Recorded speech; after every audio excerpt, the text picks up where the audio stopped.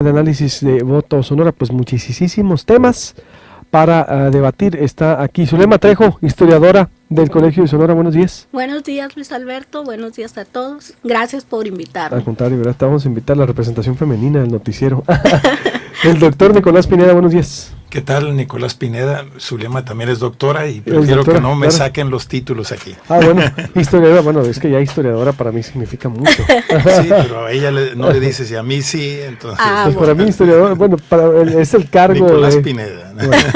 Bueno, el maestro aquí de Fuentes, porque es maestro en sociología política, así que ya todos parejos. Adelante, Aquiles, buenos días. Hola, ¿qué tal? Y también maestro como de 3,000 egresados de la universidad. Que también, también. No más. Bueno, ya, al otro lo voy a presentar por el nombre nomás y ya. Por primera vez se me lo dije, siempre los presento como son y parte pues del cuerpo de colaboradores. A ver, ¿por dónde iniciar? Ya es hoy, pues 14 de abril, un mes y medio exactamente las campañas a la gubernatura. 15 días oficialmente las campañas a la alcaldía de Sonora. ¿Qué es lo que hemos visto? Obvio, más otros temas de la agenda, hay muchos temas, hay tiempo, hay colaboraciones especiales de Aquiles Fuentes y de Nicolás Pineda en Círculo Sonora, de cómo vamos, observaciones sobre el proceso electoral de Aquiles Fuentes en Círculo Sonora y una carta a Claudia Pavlovich muy interesante sobre el combate a la corrupción que le hace Nicolás Pineda. Si gustas por orden de género, Zulema, ¿qué es lo que has visto? ¿Qué valorarías de cómo van las elecciones, hacia dónde vamos y lo que han presentado los candidatos? Bueno, lo que yo veo, y es una opinión más personal que académica, aquí el politólogo es Nicolás, yo te voy a decir que lo que veo es una campaña política no enfocada a la política, sino a la publicidad. Es lo que estás viendo constantemente en los espectaculares y todo, bueno, son frases, son imágenes que cumplen perfectamente con los criterios de una campaña publicitaria. Las frases son cortas, son fáciles de recordar, incluso pueden ser pegajosas. He escuchado a los carros de sonido que pasan con las canciones, que pasan con esta propaganda que a mí me parece publicidad, ¿no? Que lo mismo pudiera ser, se me figura, para una celebridad que para un político, ¿no? He visto pocas propuestas, he visto no sé si llamarle conflicto, pero ir y venir entre los candidatos, que no es un debate serio, ¿no? Sino es el de acusaciones, defenderse, no veo, como ciudadana, no veo un lugar donde estén todas las propuestas, donde esté un debate, que sea, que lo puedas ver, ¿sí? Que lo puedas ver, que puedas acceder rápidamente a él, tan rápido como accedes al carro de sonido o a la propaganda visual, ¿no? Eso es la opinión que yo tengo. Sí. Nicolás. Bueno, pues haciendo un breve resumen, ¿no? Creo que va mes y medio de las campañas para gobernador, pero apenas el 6 de abril, o sea, menos de medio mes, comenzaron las de diputados federales, locales y alcaldes también, exactamente. O sea, entonces sí estamos a la mitad de la campaña para los candidatos a gobernador. Y bueno, y ya se está intensificando las otras campañas de los otros puestos de elección popular. Falta lo principal de una campaña que yo lo ubicaría en los debates, ¿no? Esperaría que hubiera debates por lo menos de los candidatos a gobernador y también de los candidatos alcaldes, ¿no?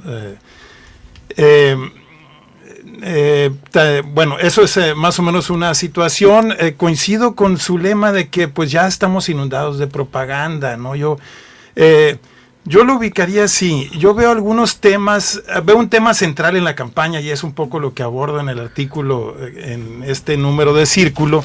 Veo un tema central que es el combate a la corrupción, tanto a nivel federal como a nivel estatal.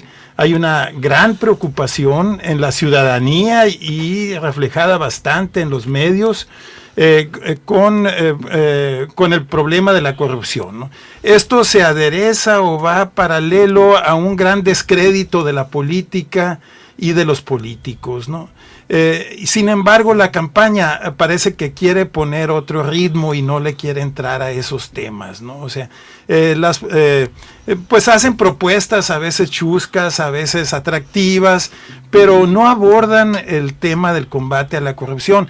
En el caso de Sonora lo aborda el PRI para el gobierno estatal, pero no lo aborda para el nivel nacional. Y me preocupa que los candidatos a diputados federales del PRI de Sonora no digan nada de la corrupción federal.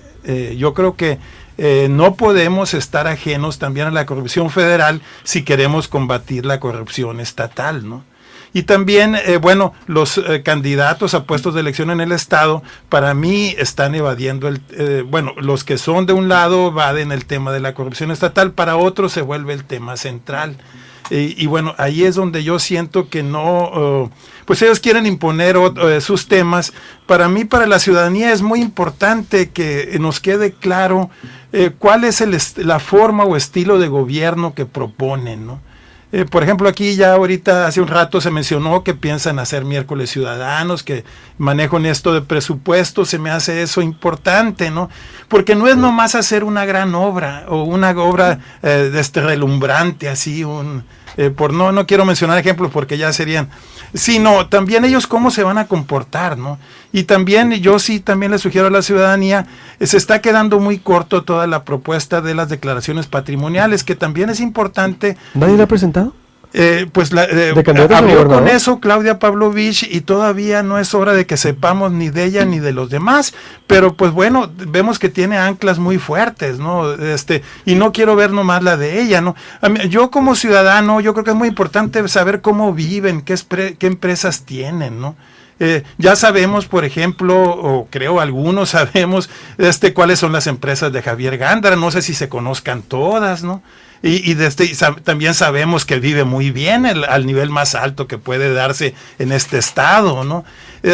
Pero yo quisiera preguntarle, por ejemplo, ¿qué va a pasar con sus empresas cuando él se dedique o ya está dedicado de lleno a la campaña y después suponiendo que gane al gobierno, ¿no? Al ejercicio del gobierno? Digo, ese tipo de asuntos no se están manejando. Yo creo que esperaría que aparezcan en el debate, ¿no? Ahora, yo sí siento en mis cortos alcances y en lo poco que pude explorar en el sur del estado en la Semana Santa, un gran desencanto y una gran apatía política de la ciudadanía, ¿no? A todos los partidos se les hizo bolas el engrudo a la hora de elegir los candidatos y se pelearon internamente. Y bueno, y se ve que no le quieren entrar a lo que a ellos les afecta porque también todos tienen sus propios privilegios. Entonces yo veo mucho problema con el PRI y el PAN porque se tapan con la misma cobija y el PRI ataca la corrupción del PAN, pero no quiere que se aborde la del PRI. El PAN atacará a nivel nacional y lo vemos en los spots de la Avenida Reforma y que hacen mención a la presa y todo eso, pero pues pero no quiere bueno, eso será otros después ya, pero no quiere abordar el tema del combate a la corrupción aquí. Más o menos esa es la percepción que yo veo. Nos falta la parte más importante entonces de los debates y ahí le dejo para que también. Pues no. Por supuesto. Aquiles, ahorita para la siguiente ronda. Aquiles Fuentes, adelante. Fíjate que ahorita estaba viendo que Denise Dresser publica hoy un artículo muy interesante en el Universal, donde se pregunta por qué el electorado no le da la espalda a la corrupción. Y dice, ¿cómo es posible que tengan encuestas tan altas o que ganen candidatos como el de San Blas, que robaba poquito, o aquí en el estado de Sonora después de los escándalos de la presa y todo eso, y que el electorado no responda? Y dice, es el clientelismo. La gente desgraciadamente evalúa más las campañas por los regalos que pueda recibir y los compromisos que le generan ese regalo que por otro tipo de cosas, e incluido el interés de vivir mejor, de recibir un mejor servicio médico, de que las calles no se agujeren después de una pequeña lluvia y así sucesivamente. Y ese es el verdadero costo de la corrupción, que no haya medicamento, que el centro de salud esté abandonado, que la calle esté toda agujerada, que sintamos que vivir es vivir con incomodidades y que digamos que eso está bien.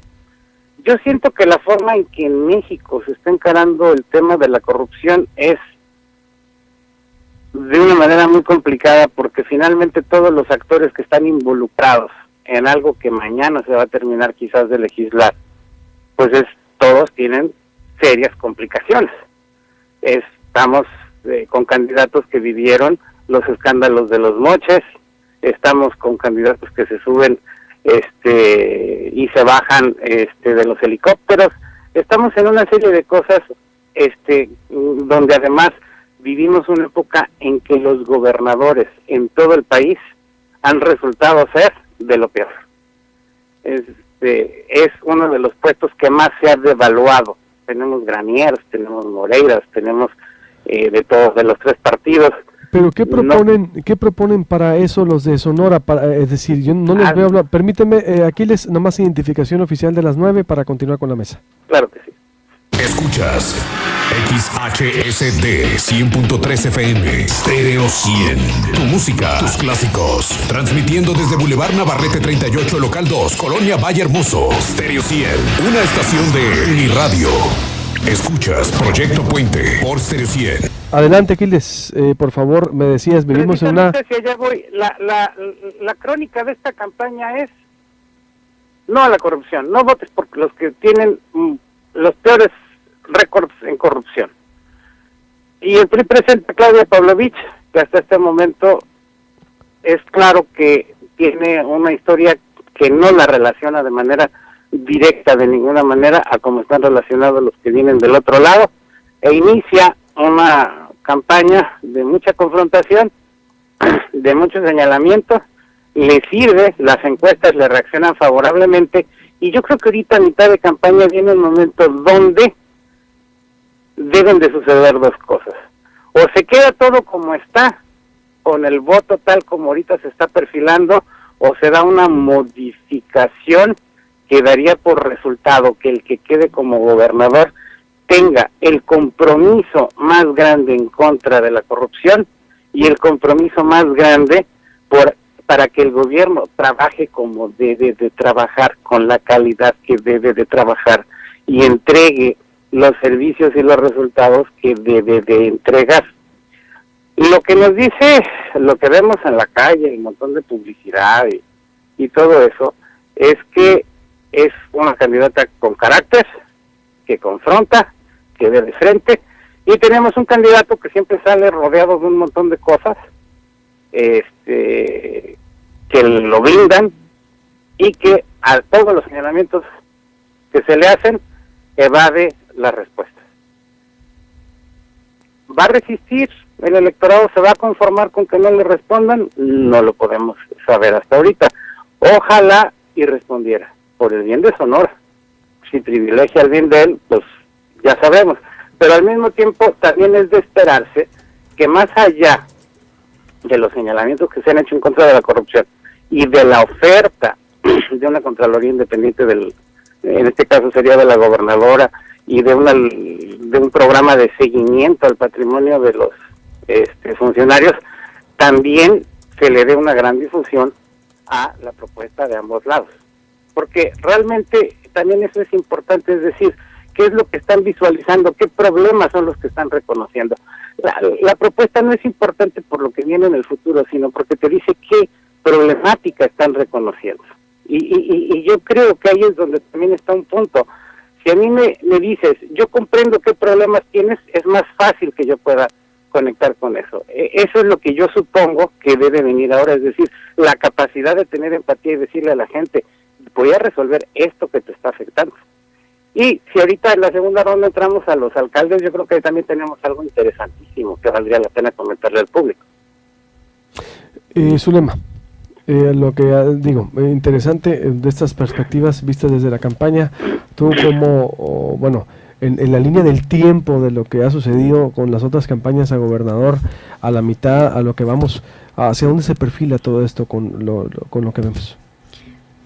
Bueno, yo ahorita que estaba oyendo aquí les estaba recordando cosas no del siglo XX, sino del siglo XIX. Ahí ya se presentaban estas cuestiones. Por ejemplo, obviamente no se hablaba de corrupción, no, el término no estaba en la época, ¿no? Pero sí se hablaba de gente que aprovechaba sus puestos en el gobierno para enriquecerse. Eso sí, salía a la luz en las campañas, digamos, no había campañas electorales, salía a la luz en los momentos de elección, ¿no? Y estaban registrados por la Constitución en Sonora, por ejemplo, por la Constitución de 1848, si mal no recuerdo, la existencia de lo que hoy se llamaría un Consejo Ciudadano. En ese tiempo era un consejo de apoyo al gobernador. ¿Mil qué? 848. ¿Pero cómo? ¿1800 qué? 48. Desde entonces vienen los consejos ciudadanos. Era un consejo de ciudadanos que tenía la obligación de que, bueno, el gobernador debía de apoyarse en ellos para consultarle acerca de los asuntos más trascendentales del gobierno, ¿no? Y obviamente el gobernador era quien nombraba a este consejo, ¿no? De gobierno. Entonces no es nuevo, ya viene desde 1848 esto de los... ¿Quién era gobernador? Híjole, Gándara. Era Manuel María Gándara. No, sospeché. Pero ¿cómo? No me encanta. Qué gran mesa. ¿Manuel qué? Manuel María Gándara. Fue un hombre fuerte en la primera mitad del siglo XIX en Sonora. En Sonora. ¿no? Dominó la política sonorense después de la independencia. Después de la independencia, exactamente. Su lema ha escrito bastante de eso. Entonces, en ese tiempo ya existían los consejos ciudadanos. ¿Y sirvieron? Y los Gándara. Y los Gándara. ¿Y sirvieron? Bueno, yo no he visto fuentes de que hayan tratado algún asunto, ¿no? Este consejo se nombraba cuando el gobernador quería nombrarlo. Lo que sí sé es que hubo otros consejos que tenían que ver con lo que se llamaba en ese tiempo tranquilidad pública, lo que diríamos ahora seguridad pública, ¿no? Que se nombraba un consejo en cada distrito, que eran las divisiones territoriales que había en ese momento. Se nombraba un consejo de ciudadanos encargados de aplicar una ley que era la ley de azotes. Ándale. Era la ley de azotes y estaba destinada a castigar a los ladrones, ¿no? Esos consejos sí funcionaron. De eso sí hay noticias de que se atrapaba a un ladrón y bueno, se le azotaba, ¿no? Dependiendo del delito era la cantidad de azotes que se le daba. Por lo menos aquí sería bueno que lo azotaran, lo exhibieran, pero ni eso. Entonces eso existían esos consejos y obviamente había oposición a esos consejos también. Se encuentran documentos donde dicen, bueno, este tipo de consejos, este tipo de castigos no es para estos tiempos modernos, decían ellos, ¿no? Para estos tiempos civilizados tendría que haber otras formas de castigar, pero bueno, hay que tomar en cuenta que en Sonora en ese tiempo no hay cárceles. No hay cárceles porque no hay dinero para construirlas ni para mantenerlas, ¿no? Entonces lo más expedito para la justicia era esto, ¿no? Uh-huh. Por lo menos en los robos de la ley de azotes y los consejos ciudadanos. No, adelante, de repente pensé que traían un cartelón ahí. Entonces, ¿y eso cómo lo trasladaríamos a la actualidad? Entonces, que no hemos avanzado mucho entonces. El sistema bueno, desde mi punto de vista siempre lo he comentado públicamente que el siglo XXI, lo que estamos viviendo ahorita, se parece mucho al siglo XIX.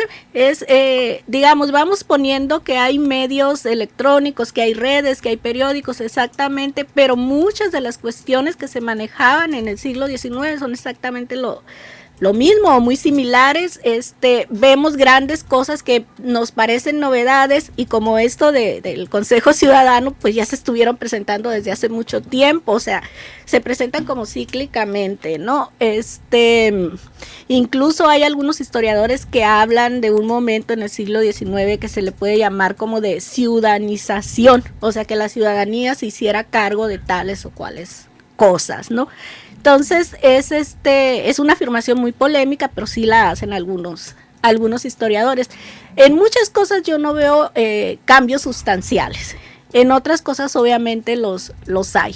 Por ejemplo, un anhelo del siglo XIX fue establecer el cobro de impuestos, la contribución directa ordinaria que le llamaban en ese tiempo, que es el que cada quien pague impuestos, ¿no?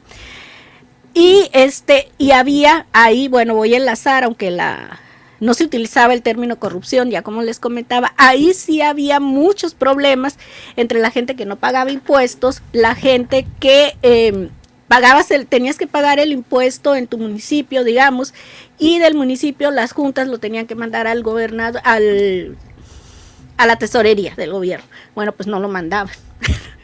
Entonces, sí se parece mucho al siglo XXI. Había los ires y venires, oye, pero es que cobraste tanto, tienes que mandar tanto, ¿por qué no lo mandas? Se ponían las demandas civiles, bueno, el juez va a mandar a alguien que te haga las cuentas para que tú mandes. Incluso hubo un momento que no está estudiado y valdría la pena que se estudiara, donde el Congreso del Estado no le aprobó las cuentas al gobernador, ¿no? Uh-huh. Quiere decir, no le aprobó el informe de egresos. Uh-huh.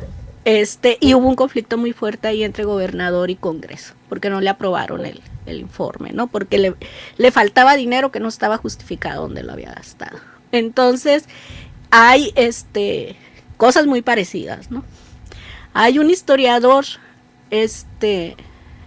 Héctor Cuauhtémoc Hernández, que comienza su tesis de doctorado diciendo que lo que más le extrañó de Sonora cuando él empezó a estudiar su tema de tesis, que es sobre las élites políticas en Sonora, es que los mismos nombres que a él le aparecían en el siglo XIX eran exactamente los mismos que le seguían apareciendo en el XX, en el ámbito político. ¿Y en el XXI se extendió? No, bueno, hay nuevos nombres.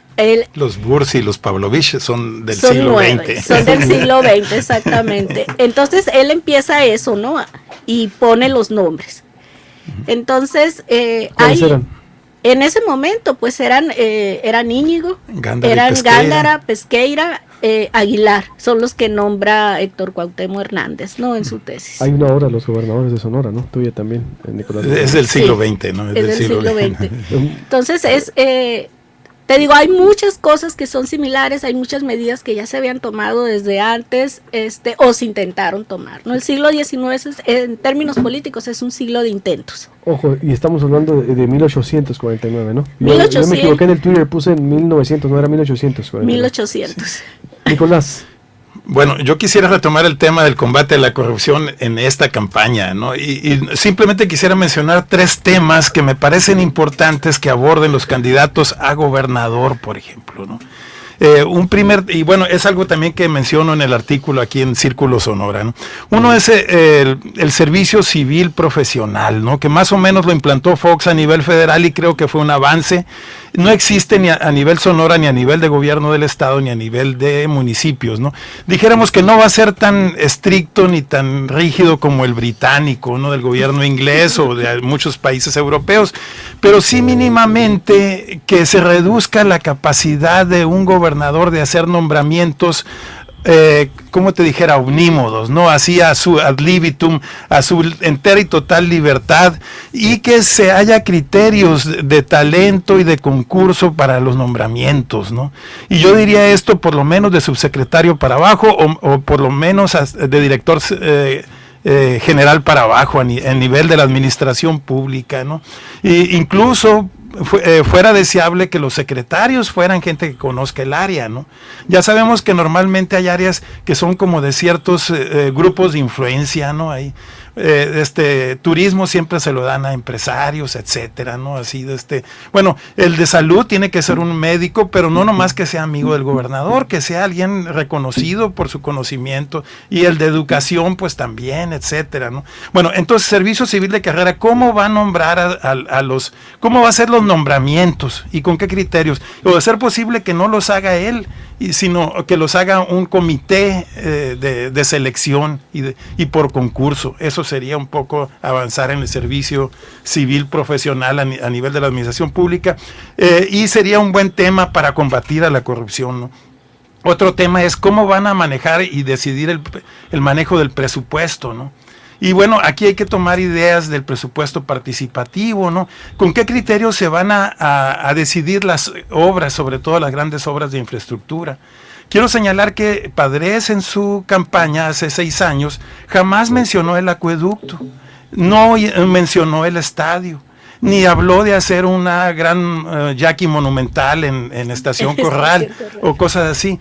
Bueno, probablemente yo no estoy, no es necesario que se definan todas las grandes obras, pero sí con qué criterios se van a decidir, ya sea durante el gobierno, porque muchas cosas solamente se deciden en serio hasta que ya están en el gobierno, ¿no?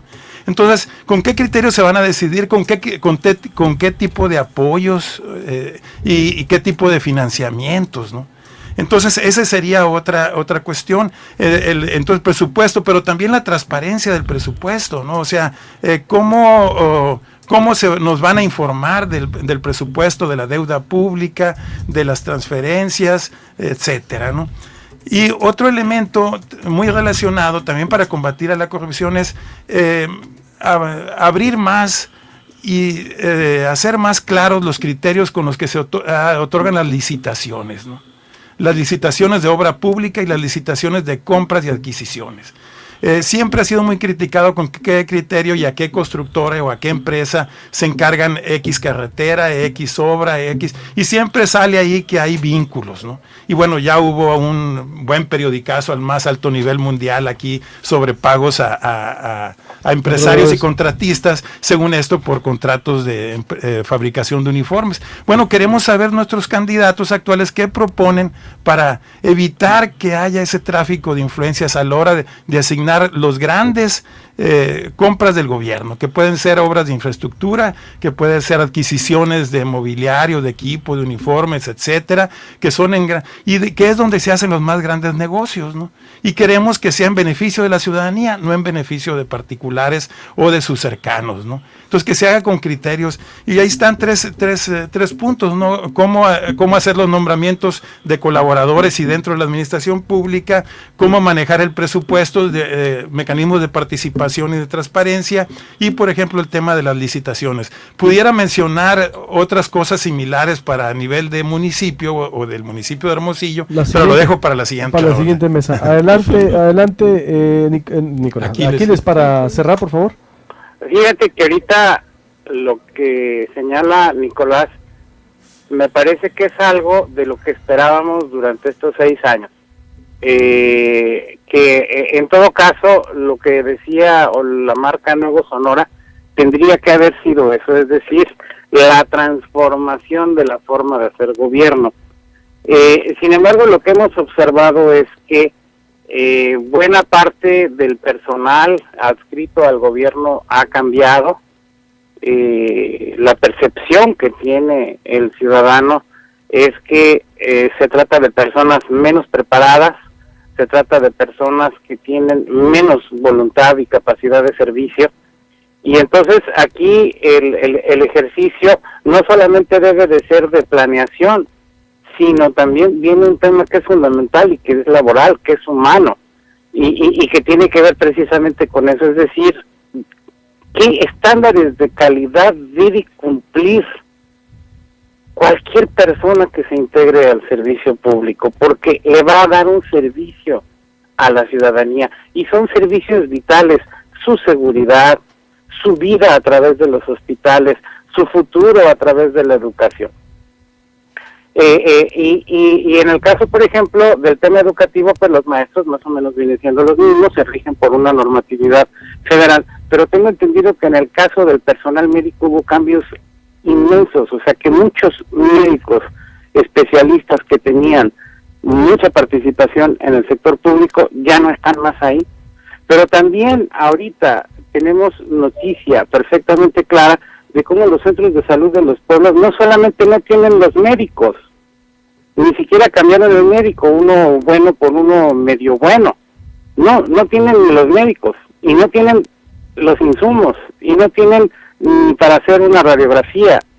Y la gente de los pueblos está a 3-4 horas de Hermosillo y de alguna manera puede decirse que ha ido cayendo en una distancia en relación a lo que el gobierno está haciendo que no debiera ser, que no debiéramos permitir. Creo que el candidato que mejor respuesta dé a esto y que mejor entienda y defina la problemática es el que debe y puede avanzar en las encuestas. Y yo siento que aquí está una de las grandes problemáticas y nudos dramáticos de esta elección, porque hasta este momento he revisado prácticamente todos los días, todos los boletines de prensa, y no he encontrado una sola definición de una problemática en relación a Javier Gándara. Todo es el futuro, todo es el Sonora que proponemos, dime qué es lo que queremos, pero no ha dado un solo dato de algo que no funcione bien. Y tanta perfección no existe. Y por el otro lado, pues es mucho más cómodo porque evidentemente que sí tiene toda la intención de reconocer esa problemática, pero si no nos dicen cómo estamos, ¿cómo vamos a poderles creer? El que mejor me diga cómo estamos es el que me va a dar más pistas para poder saber a quién le voy a creer. Tanta perfección a mí nomás no me cuadra. Tiene que haber eso, es decir, todo lo que dice ahorita Nicolás es para que yo sepa cómo estamos. El que mejor me diga cómo estamos y qué va a hacer para resolverlo es el que mejor me va a comunicar. Les agradezco mucho, nos vemos la próxima semana, estuvo muy buena, igual la vamos a hacer hasta más temprano. Que se quede hasta las 11 de la mañana porque no nos alcanza el tiempo. No, me van a acordar. Gracias a los tres. Gracias, buen día a todos. Buenos días, Soledad, Gracias, Nicolás. buen día. Aquí les otro Sonora, con permiso, quédese con Yesterday, Laura Trujillo.